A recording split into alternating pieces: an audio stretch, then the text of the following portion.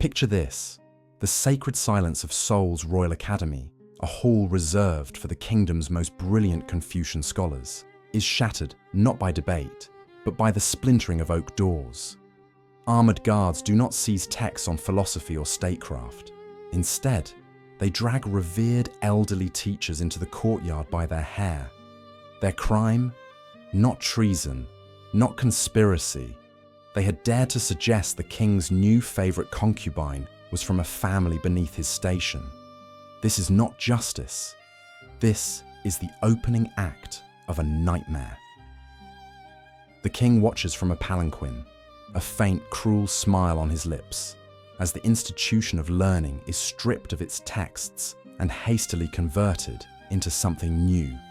A pleasure den, he will call, the Hall of Eternal Joy.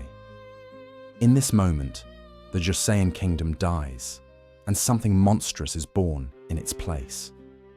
This is the story of Yeonsangun, the tyrant who didn't just want to rule Korea, he needed to break it. What would you do if you saw your place of work or study transformed into a den of depravity overnight? Let us know in the comments. To understand the explosion, you must see the spark. Yeonsangun was not born a monster. He was forged in a crucible of royal paranoia. His father, King Yeonsangun, was a revered scholarly ruler, but his mother, Queen Yun, was executed after being accused of wild jealousy. A fate some whisper was engineered by rival court factions. The official court records state she was caught trying to poison the king. The truth is far murkier, lost to the politics of the royal harem. The young prince grew up believing his mother had died of illness, a lie meticulously maintained by court officials who saw the truth as a threat to stability. He inherited the throne at age 19, and for a brief, hopeful year, seemed to be a capable successor. But the lie festered beneath the surface. The court, in its attempt to protect the kingdom, had placed a lit fuse at its very core. The revelation of his mother's brutal execution would be the detonation that shattered 5 centuries of Confucian order. The carefully constructed world of the young king collapsed in an instant. The trigger was innocuous, a discarded document, a forgotten royal diary from his father's reign, left in a dusty archive by a negligent clerk. Or perhaps it was a deliberate leak from a political enemy. We will never know. But Yeonsangun read the truth in stark, bureaucratic language. His mother, Queen Yun, had not died of some sudden plague. She had been dragged from the palace, her royal status stripped and forced to drink a cup of poison on his father's direct order. The official charge was jealousy and attempted murder, but the subtext was clear. She was a political inconvenience eliminated by the state. The psychological impact was instantaneous and tectonic. Every lesson in Confucian filial piety he had ever endured now felt like a sick joke. The court officials who bowed so deeply before him were the same men who had condoned his mother's murder. The entire system of government, the very philosophy that bound the kingdom together, was revealed to be a grotesque lie designed to protect regicides and patricides.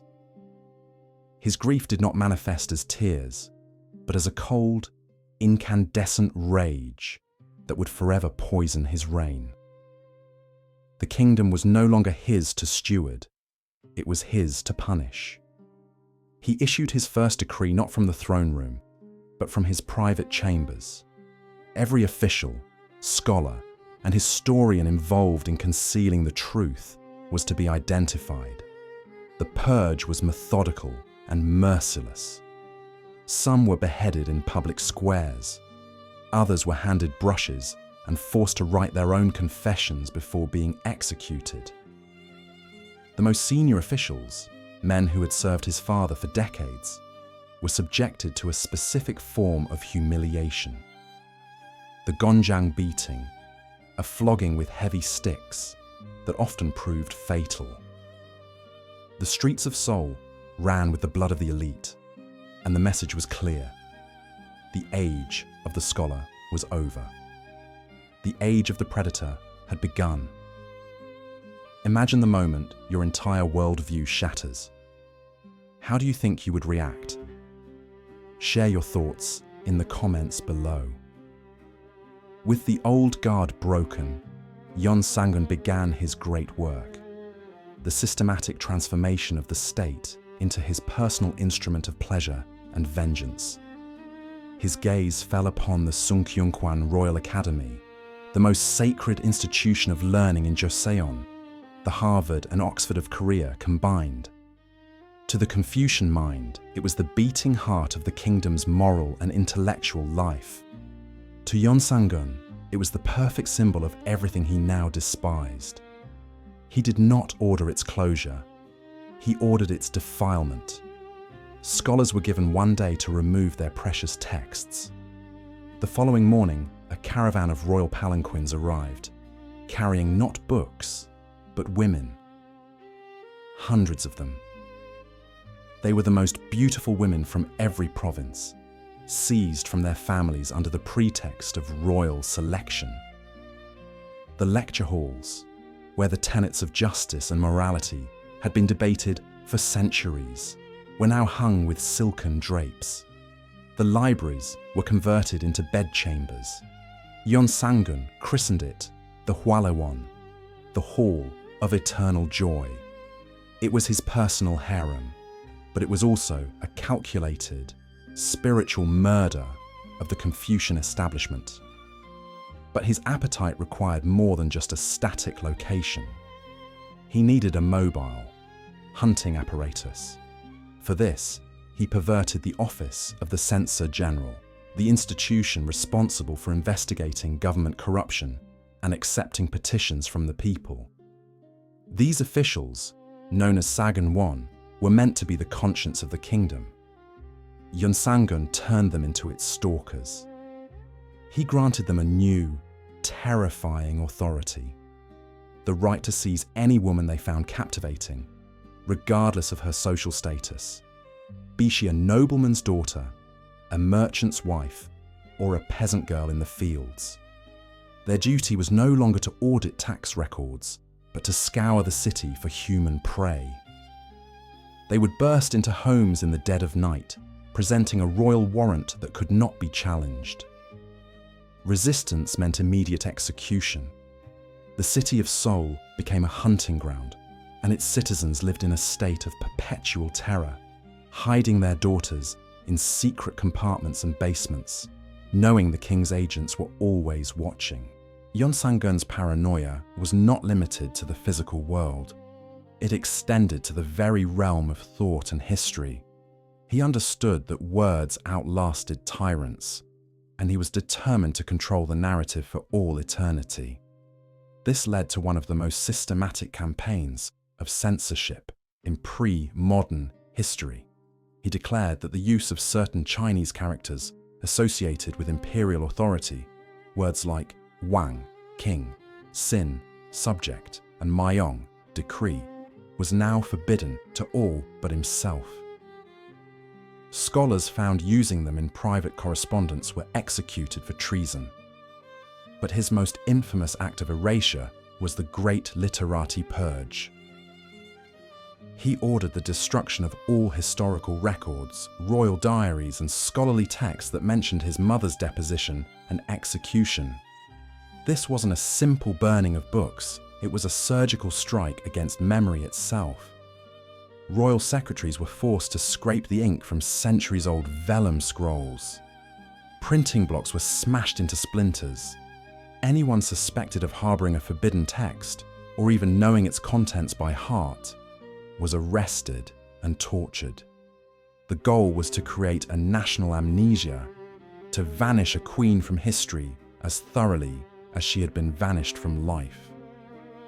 In the libraries of Joseon, a silence fell, broken only by the rustle of empty pages and the whispered fears of those who remembered what was lost. With the past being systematically erased, Yeonsangun's present-day indulgences grew ever more elaborate and public.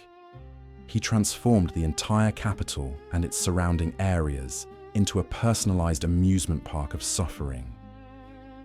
He developed a passion for military exercises that were, in reality, live-action human hunts. He would commandeer vast swathes of farmland, ordering peasants to leave their crops to rot so that the land could be used for his games. He and his inner circle, mounted on the finest horses, would then pursue not animals, but people. Political prisoners, captured bandits, and even random commoners seized off the streets were released as prey. They were given a head start before the royal hunting party gave chase with bows and blunted arrows. Those who were caught were not merely tagged, they were beaten for the court's amusement. The king found particular pleasure in chasing his victims through the ruined fields of the very farmers he had displaced, a stark demonstration that their lives and livelihoods were utterly insignificant next to his momentary diversion. He also revived and perverted ancient rituals. The Pokchuk ceremony, a formal event where the king was supposed to taste the first rice harvest of the season to show his connection to the people, was twisted into a gluttonous, days-long orgy. He ordered thousands of subjects to line the roads from Seoul to the coast, forced to kneel in silence for hours as endless wagons of the finest seafood, fruits, and delicacies rolled past them to his palace. The message was not unity, but absolute, unbridgeable power. The stomach of the king was filled, while the stomachs of his people growled with a hunger that was both physical and spiritual. History is shaped by what gets erased as much as by what is recorded. If you could recover one lost text from history, what would it be? Tell us in the comments.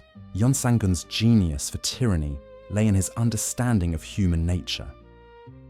He knew that fear alone could be resisted, but fear mixed with opportunity would break a society from within.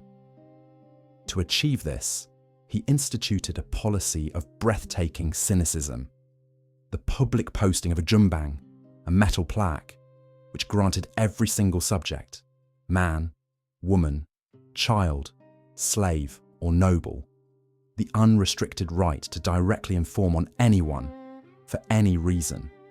The plaques were not mere announcements, they were psychological weapons. They stated that anyone who reported a neighbour, a family member, or a superior for any crime, real or imagined, would be rewarded with the entire estate of the accused. If the accused was a noble, the informant, even if a lowly slave, would inherit their title, land, and wealth.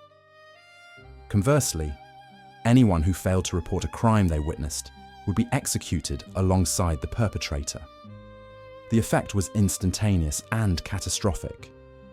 The very fabric of Joseon society, built on intricate networks of family loyalty and social hierarchy, unraveled overnight. Slaves denounced their masters to claim their homes. Children reported parents for whispering criticism after too much wine. Neighbours settled generations-old petty grievances with a single, lethal accusation. The courts were swamped with frivolous, malicious cases, but the king's judges, operating under his explicit command, almost always ruled in favour of the informant. The state-sanctioned transfer of wealth was the point. Yeonsangun watched as his subjects tore each other apart, and he delighted in the chaos. He had turned the entire population into his private secret police, proving that no alliance was stronger than the promise of power and the instinct for survival. With the kingdom fully subjugated, Yeonsangun's indulgences entered their final, most grotesque phase.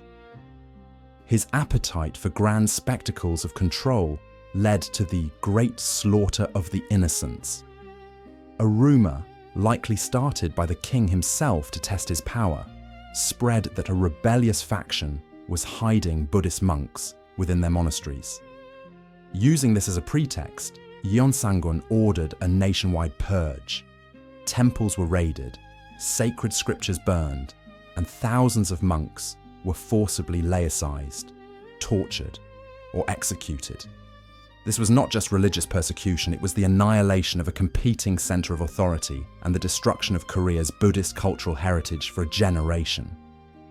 His most personally involved depravity, however, was his manipulation of the Seong-gi-gi-ki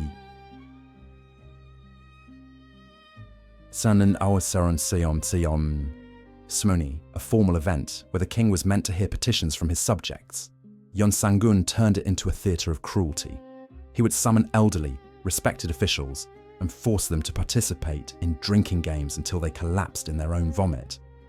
He ordered high-ranking generals to don courtesans' clothing and perform clumsy dances while he pelted them with fruit.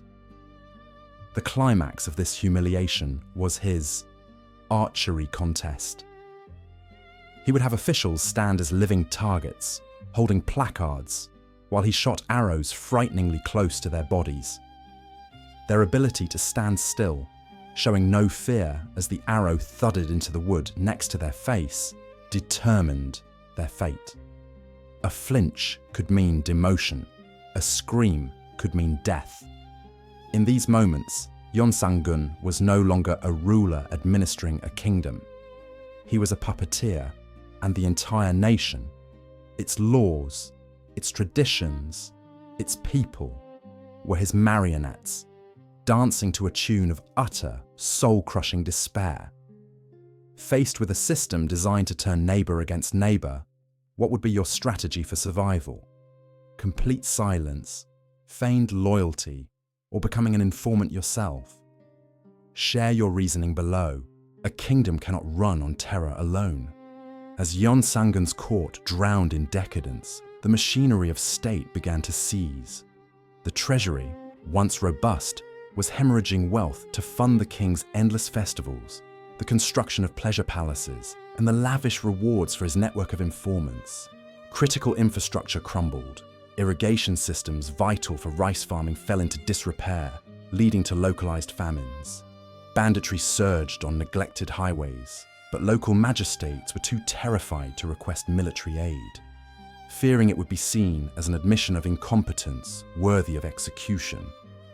The military, the final backbone of any regime, was systematically weakened. Yeonsangun viewed the professional army with suspicion, seeing it as a potential base of power for rivals. He purged competent generals who displayed too much independence or popularity, replacing them with sycophants whose sole qualification was their enthusiasm for his depraved hobbies. Training grounds fell silent, their budgets diverted to the Hwalewon. Weapons rusted in armories. The northern border, a constant flashpoint with Yeosan tribesmen, was left dangerously exposed as garrisons were stripped of rations and morale. The kingdom was becoming a hollow shell, its outer form intact, but its core rotting away, vulnerable to the slightest push. Yet, even in the deepest darkness, embers of resistance glow. The very system Yeonsangun created to control his people began to spawn its own opposition. The random, chaotic nature of the terror started to turn on the regime itself. Nobles who had once benefited from the purges found their own families targeted by new, ambitious informants. Even some within the king's inner circle, including members of the Sagunwon who had carried out his most horrific commands, began to fear they would be the next targets of his capricious rage. The king's paranoia, once a weapon, was becoming a cancer consuming its host. The most significant resistance was born in silence. A small secret cabal of mid-ranking officials, military officers, and scholars whose families had been destroyed by the purges began to communicate in code. They met not in palaces, but in secluded Buddhist temples spared from the raids, or in the back rooms of secluded inns. Their leader was Park Won-jong, a senior official who had witnessed the full arc of the king's descent into madness. They knew a direct confrontation was suicide. Instead, their strategy was one of subtle sabotage, delaying the implementation of the most ruinous edicts, losing arrest warrants, and quietly shielding known critics from the grasp of the informant network. They were playing a deadly game, slowing the engine of state terror one cog at a time, waiting for the moment the machine would finally jam. In a world where speaking out means death, does silent resistance count as courage? Drop your perspective in the comments. The catalyst for the end was not a grand speech or a battlefield betrayal, but a failed harvest. In the autumn of 1506, a drought crippled the farms around Seoul. Famine gripped the capital, yet Yeonsangun, insulated by his walls of silk and fear, ordered his annual poke-chuck ceremony to be more extravagant than ever. As wagons of grain destined for the starving were redirected to the palace for a feast that would never be consumed, the silent resentment of the population reached a boiling point. The conspirators, led by Park Won-jong, knew this was their moment. The king had finally severed his last tether to reality and his people.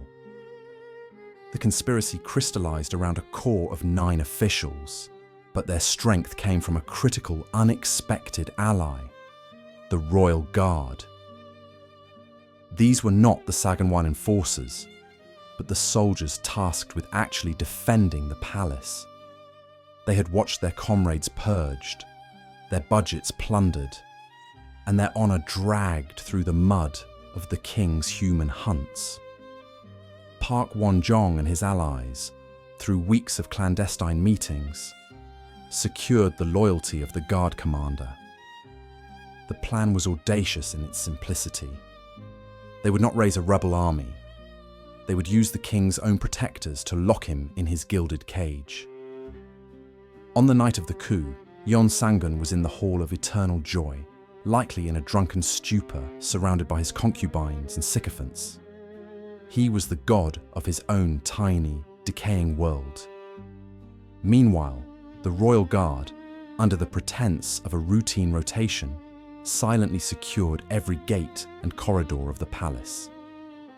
The conspirators, wearing official robes to blend in, moved through the complex with a grim purpose. They encountered no resistance. The court officials they passed simply averted their gaze, understanding that the tide had turned and hoping to survive the transition. The king was seized not in a dramatic struggle, but with bureaucratic coldness. He was discovered in his chambers, possibly still believing the commotion was part of another one of his own theatrical games. There was no grand trial, no public reckoning. The conspirators could not afford to give the tyrant a platform. In a swift, closed-door session, they declared him unfit to rule, citing his illness of the mind, a euphemism for madness that allowed them to bypass the taboo of directly condemning a king. He was stripped of his royal insignia on the spot. The god king was, in an instant, reduced to a mere man. The silence that followed his capture was more profound than any scream that had echoed through his palaces. Yeonsangun's end was as isolated as his reign had been public. He was not executed. Instead, he was forced into immediate exile, banished to the remote island of Ganghwa. The man who had demanded the center of the universe was cast into its outermost darkness. He was accompanied only by a handful of servants and a contingent of guards, who were now his jailers. The chronicles state he died later that same year, some say from illness, others from sheer rage and despair. There were no grand ceremonies, no royal tomb befitting a monarch. His body was interred in a simple, almost hidden grave. It was the final, brutal irony. The king who obsessed over controlling his legacy was ultimately erased by it. The system he had built to ensure his absolute power had proven to be his own meticulously designed prison. The morning after the coup, Seoul awoke not to celebration, but to a fragile, trembling silence. The conspirators, now the de facto government, faced a monumental task. How does a nation recover from a decade of institutionalized sadism? Their first actions were surgical and symbolic. The metal geum-bang informant plaques were torn from their posts and melted down. The office of the Censor-General was immediately purged of the human-hunting officials, many of whom were executed for their crimes. A bitter but necessary justice to restore a semblance of order. The Wallewon, the Hall of Eternal Joy, was the most potent symbol of the tyranny. The new regime did not destroy the building. Instead, they embarked on a ritual cleansing. The silken drapes were burned. The stolen women were given funds and allowed to return to their homes, though many had no families left to receive them. The building itself was scoured from top to bottom, every trace of its defilement removed, and then it was solemnly reconsecrated as the Royal Academy. The return of scholars to those halls, to the very rooms where they had been debased, was a powerful act of national healing, a declaration that knowledge would once again supersede brute force.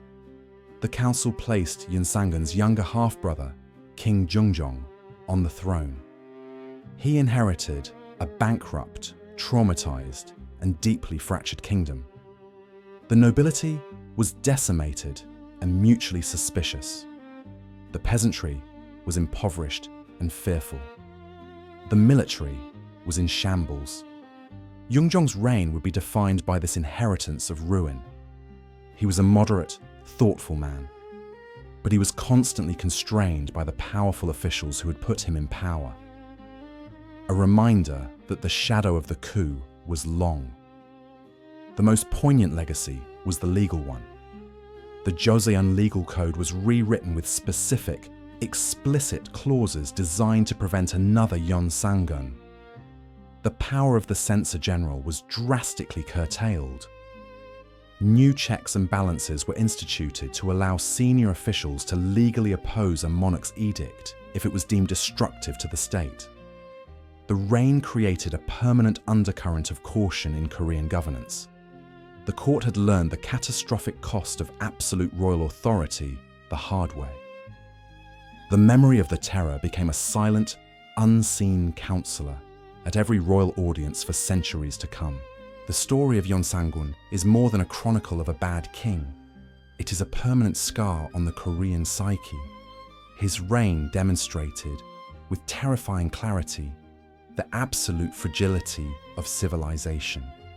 The sophisticated bureaucracy, the revered scholarly traditions, the complex social contracts, all of it could be dismantled in a few short years by a single individual armed with nothing but unchecked authority and a wounded soul. The Joseon dynasty would continue for another 3 centuries, but it would forever walk with a limp, its laws and protocols shaped by the memory of this decade of terror. Historians still grapple with his legacy. Was he a psychopath who used his mother's fate as a convenient excuse? Or was he a profoundly traumatized individual whose mind broke under the weight of a horrific truth, transforming his pain into a weapon against the world? The answer is likely lost to time. What remains undeniable is the blueprint he provided for totalitarianism, the use of informants to shatter social trust, the perversion of language and history, the weaponization of institutions against the people they are meant to serve, and the transformation of governance into a theatre of cruelty. Yeonsangun proved that a ruler does not need to conquer foreign lands to be a tyrant. He need only conquer the minds and spirits of his own subjects. His story ends not with a bang, but with a whisper, a cautionary tale that echoes through the centuries. It reminds us that the distance between a palace and a prison, between order and chaos, between a king and a monster, is terrifyingly short. The institutions we build to protect us can, in the wrong hands, become the very instruments of our subjugation. The Hall of Eternal Joy is gone, but the questions it raised about power, corruption, and the dark potential of the human heart remain as urgent as ever. The reign of Yeonsangun was a cascade of horrors, from the Hall of Eternal Joy to the informant plaques that turned neighbor against neighbor. We've covered so much, but we want to hear from you. Which aspect of his systematic tyranny do you find most chilling? Was it the psychological destruction, the physical cruelty, or the calculated breakdown of society itself? Let us know your thoughts in the comments below.